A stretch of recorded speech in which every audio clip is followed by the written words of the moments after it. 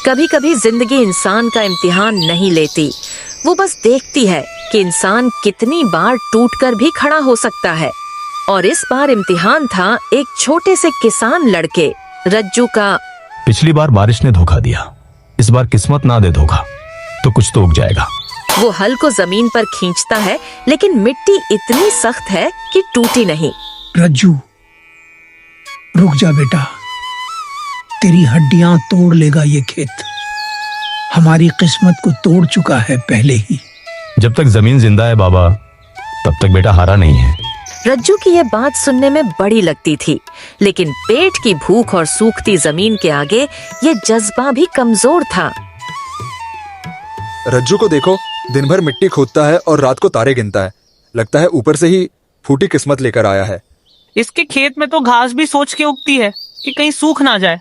रज्जू सुनकर भी अनसुना करते हुए मन में बोलता है, सबको लगता है किस्मत ही सब कुछ है, कोई ये नहीं देखता कि मेहनत किस दर्द से गुजरती है।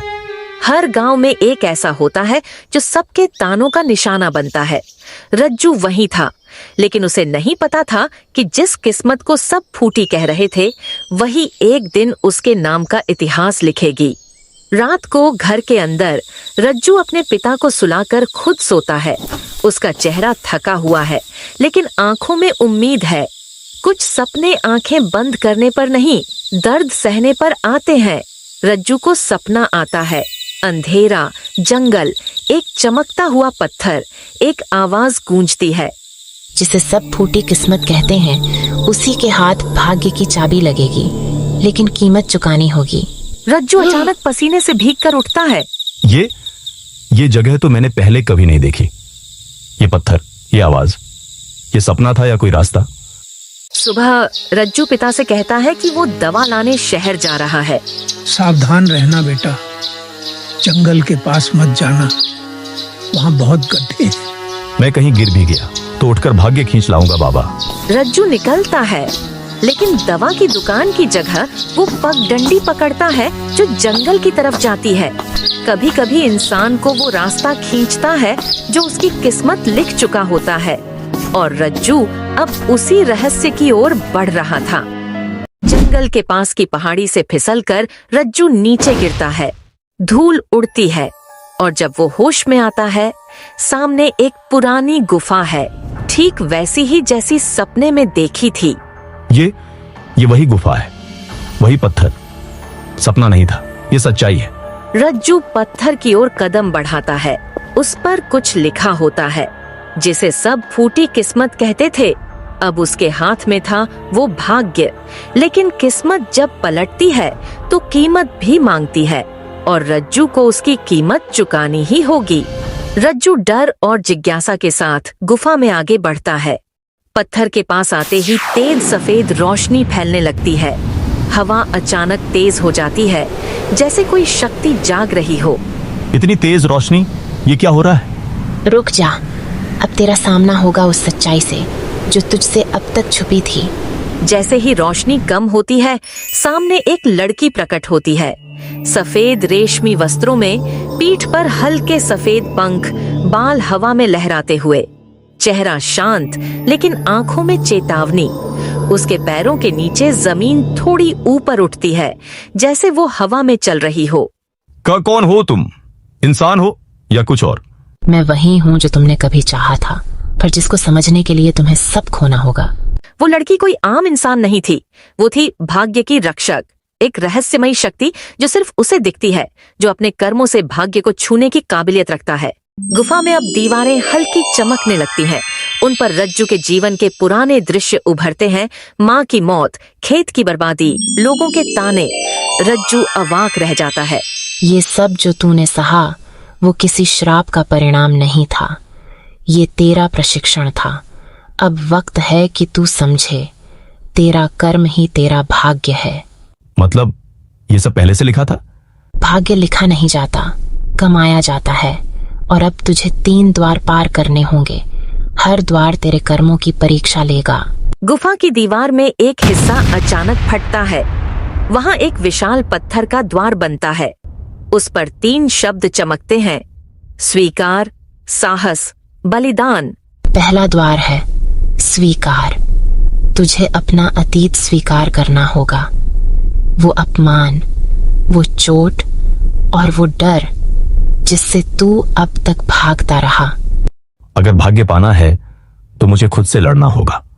हर भाग्य की राह एक स्वीकृति से शुरू होती है और रज्जू अब उसी राह पर पहला कदम रखने वाला था। जैसे ही रज्जू उस पहले द्वार में घुसता है, वहाँ धुंध और सन्नाटा होता है, लेकिन अंदर उसे कोई और दिखता है जो बिल्कुल उसी जैसा दिखता है, बस आंखों में गुस्सा और तिरस्कार। ये तो मैं ही हूँ। पहला द्वार सिर्फ स्वीकार नहीं, संघर्ष भी था।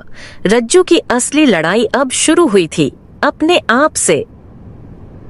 तेरी हर हार मैं हूं, तेरे डर तेरी ही आवाज है। तू जो खुद को कमजोर समझता है वो मैं हूं। अब बता, क्या तू मुझसे जीत सकता है? तो मैं कैसे हो सकता है? ये कोई सपना नहीं था, ये था रज्जू का विकृत स्वरूप जो हर इंसान के अंदर छुपा होता है, पर कुछ ही उसे देख पाते हैं। तेरे पिता ने क्यों तुझे बेबस छोड़ दिया? तू तो बस एक बोझ है रज्जू, जिसे कोई नहीं पहचानता, ना गांव ना दुनिया। बस जो हुआ वो मेरी मजबूरी थी, पर अब मैं वही नहीं हूँ। छाया अपनी बातों से रज्जू को नीचे गिरा देता है, लेकिन तभी एक हल्की सफेद रोशनी फिर गुफा में फैलती है। डर को हराने का तरीका है उसे पहचानना, उसे नकार नहीं, स्वीकार करना सीखो। तू मेरी कमजोरी नहीं है, तू मेरा हिस्सा है और मैं तुझे बदलूंगा, खुद को जीतकर। रज्जू अपनी छाया की आंखों में आंखें डालकर खड़ा होता है। छाया धीरे धीरे धुएं में बदल जाती है। पत्थर का द्वार चमकने लगता है। स्वीकार शब्द अब प्राप्त में बदलता है। रज्जू ने अपनी पहली परीक्षा पास कर ली थी। अब उसे पहली बार महसूस हुआ कि सच्चा बलवान वो नहीं जो दूसरों को हराए, बल्कि वो है जो खुद के डर को गले लगाए। गुफा में पत्थर हिलने लगता है। दीवार से एक और द्वार उभरता है, लेकिन इस बार उसके सामने एक पत्थर की मूर्ति खड़ी होती है। एक बूढ़े किसान जैसी आकृति जिसकी आंखों से आंसू बह रहे हैं। अब अगली परीक्षा है साहस की। तेरे सामने जो है वो केवल मूर्ति नहीं, तेरे भविष्य की चेतावनी है। चाहे जो भी हो, मैं अब पीछे नहीं हटूंगा। मैं रज्जू हूँ और अपनी किस्मत खुद बनाऊंगा। अब भाग्य की अगली परत खुलने वाली थी, लेकिन क्या रज्जू तैयार है उस सच्चाई के लिए जिससे वो आज तक भागता रहा है? यह मूर्ति तुझे साहस की परीक्षा देने आई है। इस मूर्ति को देख तू अपने सबसे बड़े डर को पहचान पाएगा। क्या तू सामना कर सकता है? ये डर, ये क्या है? मुझे ये मूर्ति क्यों दिखाई दे रही है? यह मूर्ति रज्जू के भीतर छुपे हुए डर का रूप थी जो उससे कभी भी सामना नहीं करना चाहता था। उसके पिता की असहायता, गांव की बर्बादी और उसकी अपनी नाकामी, क्या वो इनसे बाहर निकल पाएगा? रज्जू धीरे धीरे उस मूर्ति के पास जाता है जो धीरे धीरे सजीव हो जाती है। उसके चेहरों पर रज्जू के डर की छाया साफ दिखने लगती है। मूर्ति के मुंह से आवाज आती है, तुमने कभी किसी से पूछा था कि क्यों तुझे अपमान सहना पड़ा?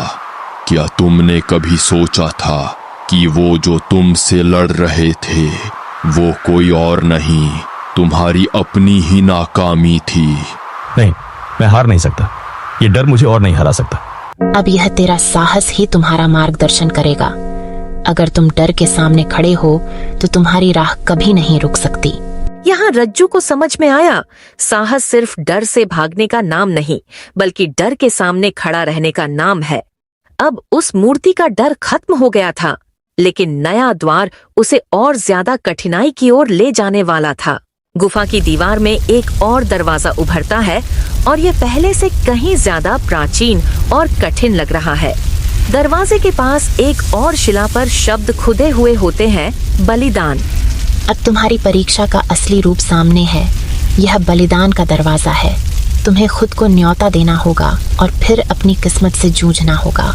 अगर मुझे वो सब पाना है जो मैं चाहता हूँ, तो मुझे किसी न किसी को खोना होगा। क्या मैं तैयार हूँ?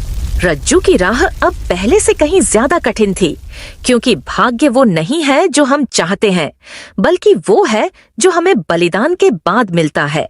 रज्जू धीरे धीरे उस दरवाजे की ओर बढ़ता है, लेकिन दरवाजे के पास एक जलती हुई शिला रखी है।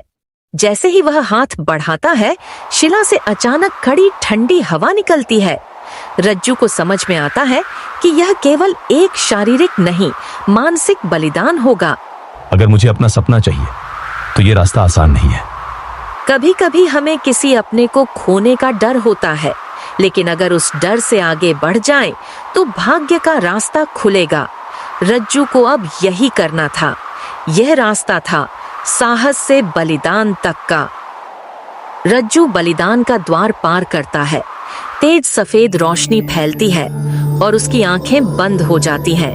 धीरे धीरे जब वह आंखें खोलता है, मैं कहाँ हूँ? रज्जू खुद को अपने खेत में खड़ा पाता है, लेकिन अब सब कुछ बदला हुआ है। मिट्टी सोने जैसी चमक रही थी, पास में गायें बंधी थीं। वो खेत जहां रज्जू ने खून पसीना बहाया था, अब उसकी मेहनत का इनाम बन चुका था। कभी जो उसके पास एक गाय नहीं थी, अब पूरे गांव का सबसे समृद्ध किसान वही था। उसी रास्ते से राजा, रानी और मंत्री गांव भ्रमण पर आते हैं।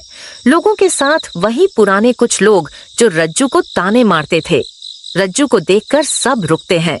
अरे ये तो वही रज्जू है, पर इसके तो खेत लहलहा रहे हैं। क्या ये वही है जो कभी गरीब था? अब मैं समझा।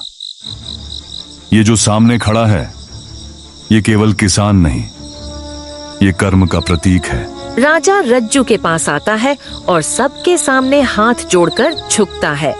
गांव वाले तालियां बजाते हैं। रज्जू मुस्कुराता है, पर घमंड नहीं करता। मैंने कुछ नहीं किया, बस समय ने मुझे मेरी मेहनत का फल दिया है। अब मैं किसी का नौकर नहीं, मैं अपनी तकदीर का मालिक हूँ। मंत्री धीरे से मुस्कुराता है, जैसे सब कुछ पहले से जानता हो। तुम्हारा नाम अब सिर्फ रज्जू नहीं, तुम इस गांव का गौरव है। तुम्हारा भाग्य तुम्हें सलाम करता है। और यूं एक किसान की कहानी बनी प्रेरणा। उसका भाग्य बदला नहीं, बल्कि उसने भाग्य को बदल दिया। अगर ये कहानी आपके दिल को छू गई हो, तो इसे दूसरों तक पहुंचाइए। लाइक, शेयर और सब्सक्राइब जरूर करें। अगली कहानी में फिर मिलेंगे, एक नए मोड़ के साथ।